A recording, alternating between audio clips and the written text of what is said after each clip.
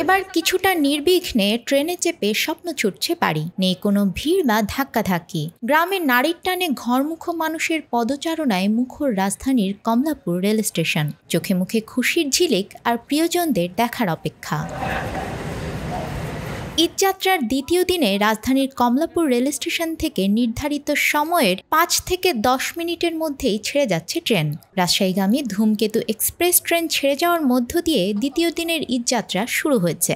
Station ও প্ল্যাটফর্মে যাত্রীদের ভিড় তুলনামূলক কম। প্রতিটি ট্রেনই ছেড়ে গেছে সময় মতো।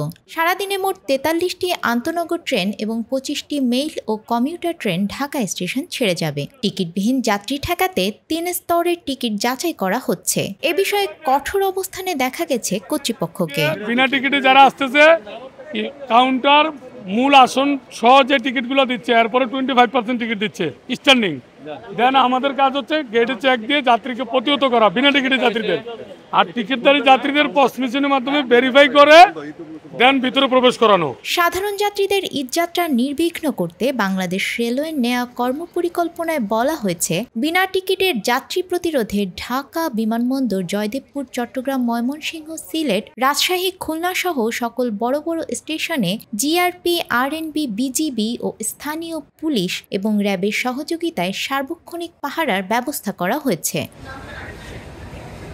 সার্বিক পরিস্থিতি দেখে স্বস্তি প্রকাশ করেছেন যাত্রীরা। স্টেশনের পরিবেশ ভালো থাকায় সন্তুষ্ট তারা। এইবার প্রথম আমি অনেক দূর থেকে যাচ্ছি সিলেটে, এটাতে খুব এক্সাইটেড। আশা করি বাসার সবাই আমাদের জন্য ওয়েট করতেছে, ওনারাও আমাদেরকে দেখে খুশি হবে। এবার টিকিটটা খুব সহজে পেয়ে গেছি। খুব টেনশনে ছিলাম যে ঈদের আগে আগে টিকিট পাবো কিনা, টিকিট নিয়ে আবার কোনো ঝামেলা হয় কিনা। তো টিকিটটা সহজে পেয়ে যাওয়া খুব ভালো লাগতেছে। আজকে ট্রেনের স্টেশনের অবস্থাটা খুব ভালো ছিল, কোনো গ্যাদারিং ছিল না, কোনো ধরনের ধাক্কাধাক্কি ছিল না, খুব ক্লিন ছিল, এটা ভালো লাগতেছে। হ্যাঁ, ভিড় ছিল কিন্তু অনেক লোক ছিল, ভলান্টিয়ার অনেক বেশি ছিল। ট্রেনের নিজস্ব লুক দেখলাম। টিকিটধারী যাত্রীদের ভ্রমণের সুবিধার্থে ঈদের আগে বুধবার থেকে জয়দেবপুর স্টেশন থেকে ঢাকামুখী এবং ঢাকা স্টেশন থেকে জয়দেবপুরমুখী আন্তঃজোনাল আন্তঃনগর ট্রেনে কোনো টিকিট ইস্যু করা হবে না। জয়দেবপুরের পাশাপাশি বিমানবন্দর স্টেশন থেকে ঢাকাগামী এবং ঢাকা স্টেশন হতে বিমানবন্দরগামী আন্তঃনগর ট্রেনে কোনো টিকিট ইস্যু করা হবে না। এছাড়া ঈদ উপলক্ষে ঈদের ১০ দিন আগে এবং ঈদের পরের ১০ দিন পর্যন্ত ট্রেনে সেলুন কার সংযোজন করা হবে না। আফরিন আপ্পি, আমাদের সময়।